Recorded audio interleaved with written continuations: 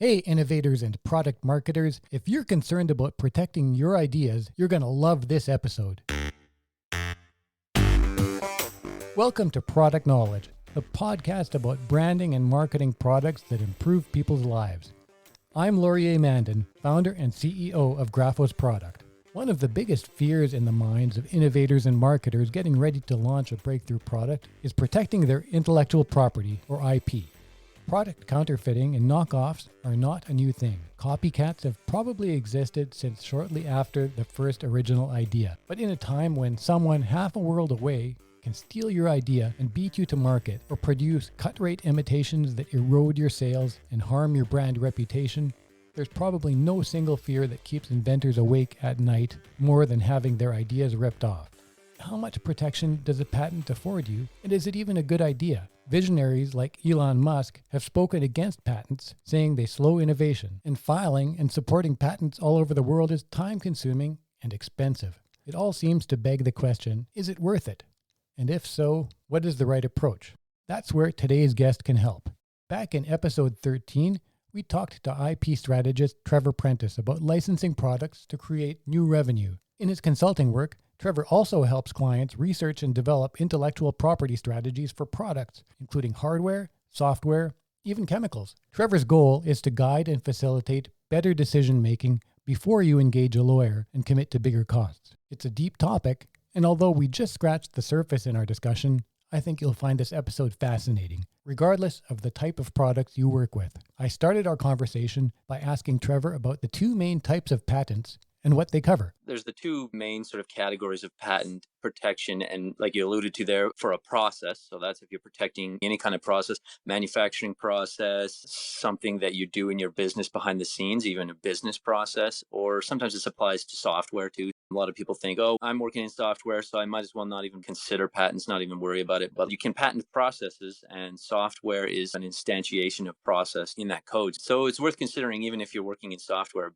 And then the other type is when you're considering filing a patent on a physical object. There's a few other things too. So sometimes if you're doing interesting chemistry, you can patent what's called a form of matter. So if you're creating new materials or new chemistries or different things like that, that one doesn't come up as much with product companies, with a lot of the businesses I work with. Sometimes there are. I'm chatting with a company now that's doing an interesting new kind of epoxy resin. But anyway, yeah, there's general types. But the thing to keep in mind is in any given patent application, you don't necessarily have to focus in on just one or the other. So at the bottom of your application, you would typically write what are called claims. And these are succinct portions of the patent that touch on exactly what you are claiming is new and innovative and what you are claiming you do that no one else has done. So the part of the patent that's protectable.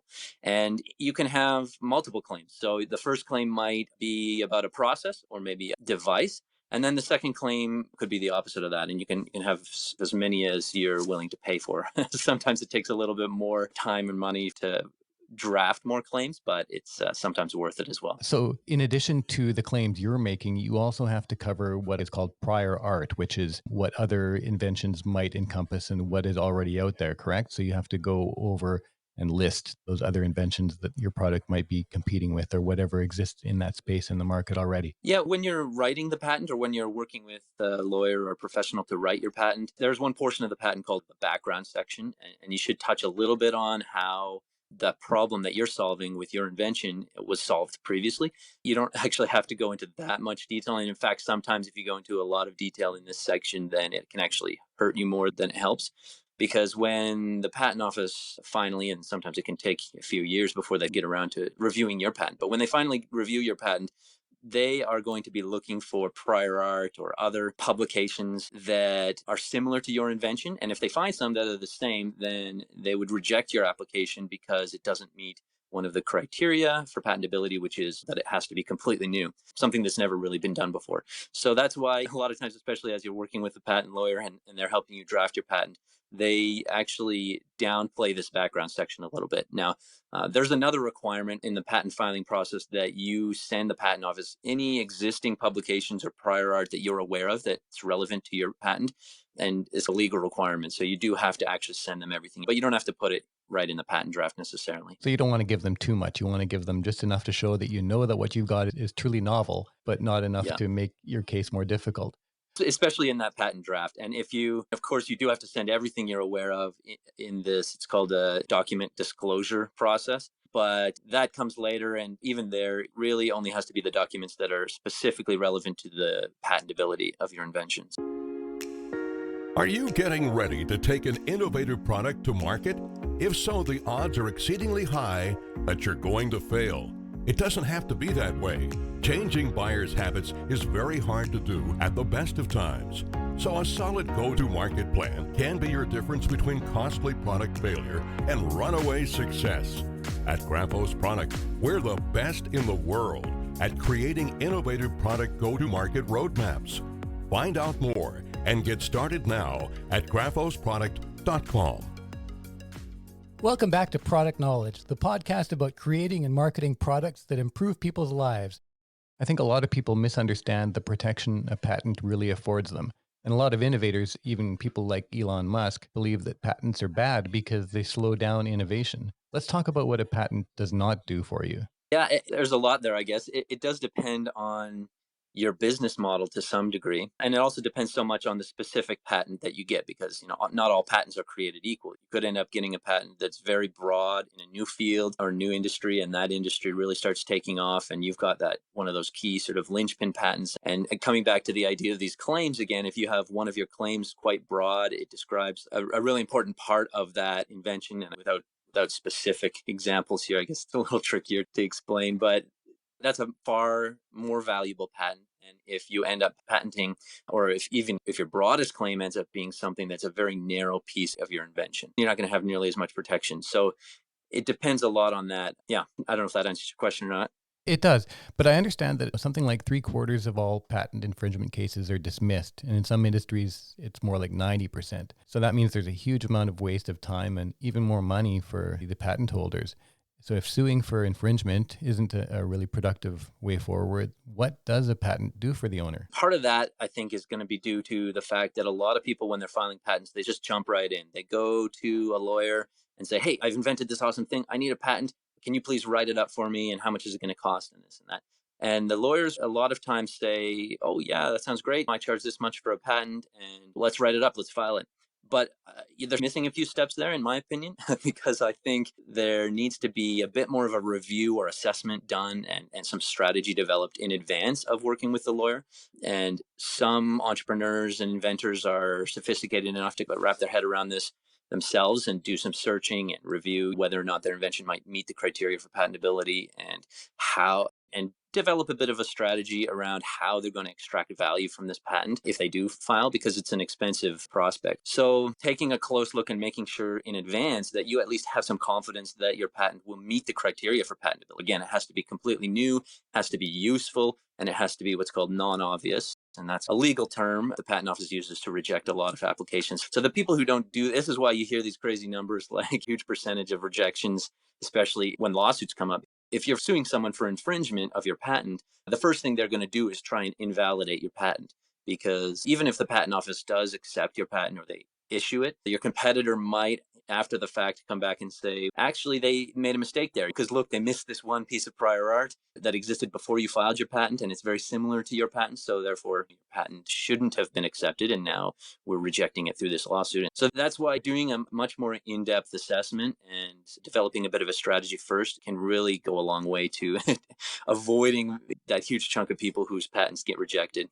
Well, and I think a lot of the value that I've seen with patents goes beyond just the direct IP protection. Having a patent gives you something that now you can license, and that you're in a much better negotiating position when you're getting partners, bringing others into the deal, and when you're capitalizing on the value of your IP. Having a patent augments the value of the IP you have on a product. Would that be true? Exactly. In almost all cases, trying to get into a situation where you're suing someone for patent infringement is really the wrong way to go about it, because there's so many more amenable ways to work with a potential partner, let's say through licensing or through some type of partnership, where having that patent still really helps, because it adds to your credibility and it improves your negotiating position, whether you're negotiating a license where your partner is paying you some percentage to access the idea or the invention that you've developed, some percentage of whatever they make on the product that they sell, or whether you're just working in some other type of partnership Let's say you're continuing to develop your idea or doing research and development and move that forward with a partner. If you have some background IP or a few patents that you've already filed, then when you go into negotiating for the co-development agreement or some sort of a research agreement, potentially you're working with a university or something, then you're going to be in a better position. In fact, if it's a partner in industry, they may even need to license that background IP from you in order to move forward with the project. So you could get a better result at the end of the project. Maybe you're getting a higher percentage of whatever revenue comes back from the end of the project. So there's a lot of these other reasons. And again, it depends a bit on your business model, because if you're pursuing investors, potentially angel investors or venture capitalists, to grow your business more quickly, then having that patent, again, it adds to the credibility of your business. It's only one piece of that package, but it's an important piece sometimes. I think most investors ask the question, once you prove the market, once you prove that this is a viable opportunity, what is put in place that's going to prevent your competition from just sweeping in, especially if you have some much larger entrenched competition? What's going to stop them from sweeping in and stealing your idea and just developing their own version of it and then pushing you out of the market? The answer to that question is not always patent protection, but it can be in some cases, and that can definitely be a piece of it.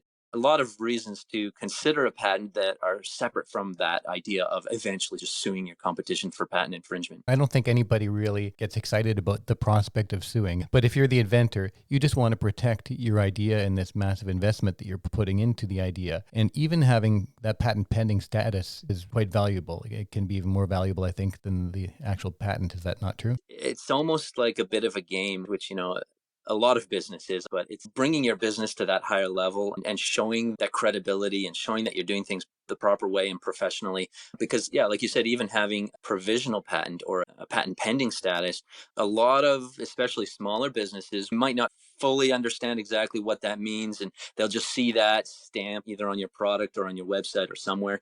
And then they'll think, oh, these guys are at least serious about their invention. Maybe we'll just go and try and knock off a different product. Because there's more than enough out there, I'm sure, that they can find to knock off. It allows you to kind of be in stealth mode when you're in that patent pending status. And there are pirates out there. There are people who go around prospecting and looking for sitting ducks that are kind of the low-hanging fruit in the pirate world. They know that they can knock off with impunity.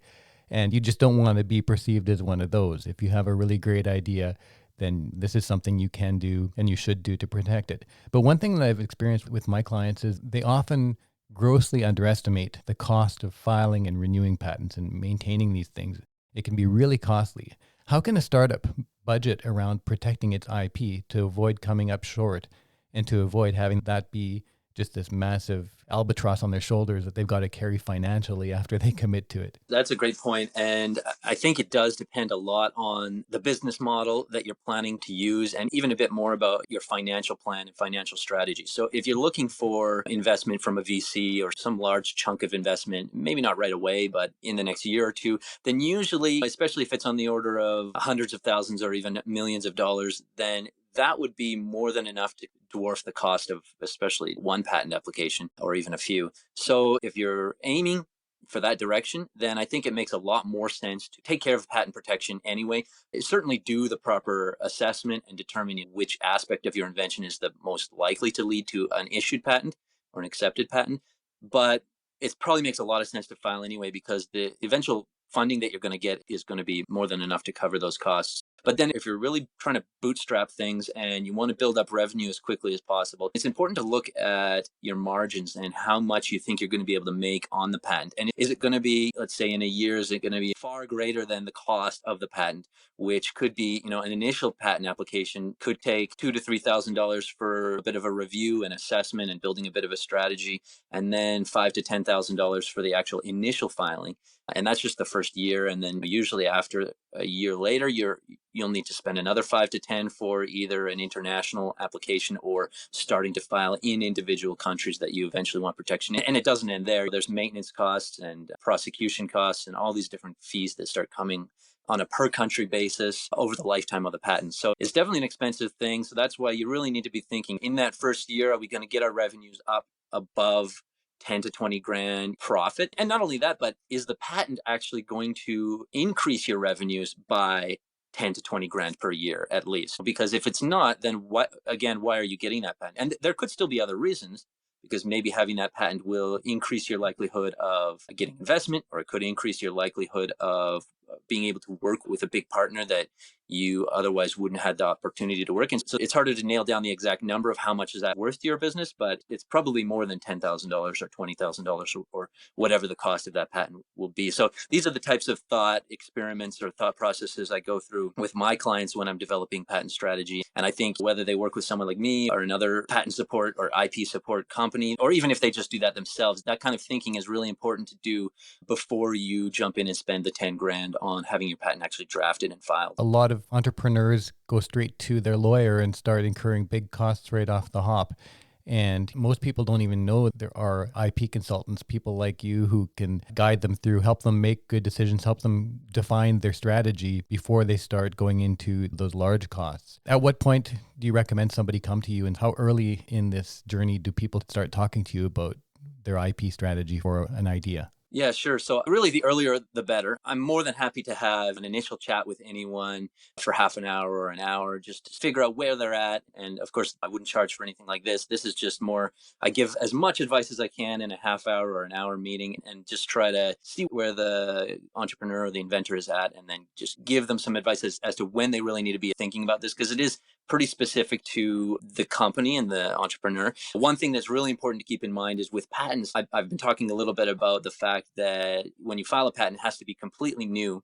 So no one else has really publicly released that idea before. And that actually includes you. So if you publicly release your idea, put something on your website, or if you start selling the product, then you immediately lose the ability to file a patent in most countries in the world. Now, there's a few countries, namely US and Canada, and a few others around the world, that give you a 1-year grace period. So even if you do disclose your idea, you could still get a patent in those countries for up to 1 year after your initial publication. But you really don't want to take that approach. You want to try and get an initial patent application soon before you do that, or really right before you do that. You don't want to go and have your big media event before you've filed that patent application, because then you can render it null and void in a big chunk of the world just by doing that. Yeah, exactly. And I mean, this is something, well, actually coming back a little bit to the idea of doing this business strategy, thinking a little bit from the financial perspective, how are you going to bring that value back from the patent before filing? That's something the lawyers don't really do a lot of the time. Some really good ones, maybe if you find a great lawyer, they might say, oh, are you sure you really want to file this patent?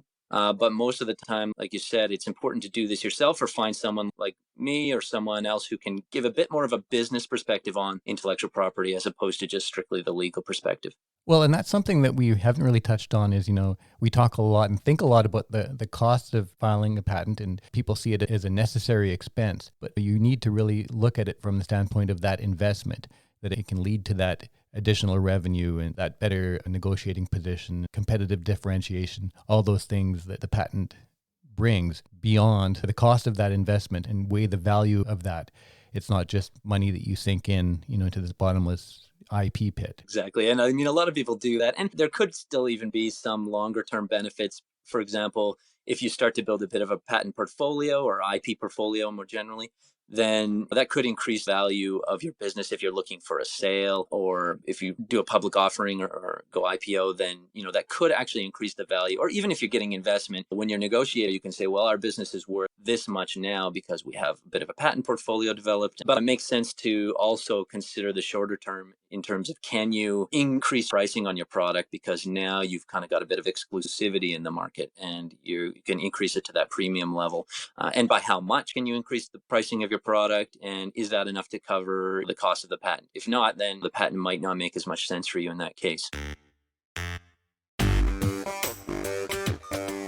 That's it for this episode of Product Knowledge and my conversation with intellectual property strategist Trevor Prentice. Find out more about Trevor and what he does at theiplink.com, and check out episode 13 of Product Knowledge, where Trevor talks about earning revenue, reducing risk, and expanding your market through licensing. Be sure to visit graphosproduct.com, where you can listen to all the podcast episodes, read the transcripts, and get insights from our blog.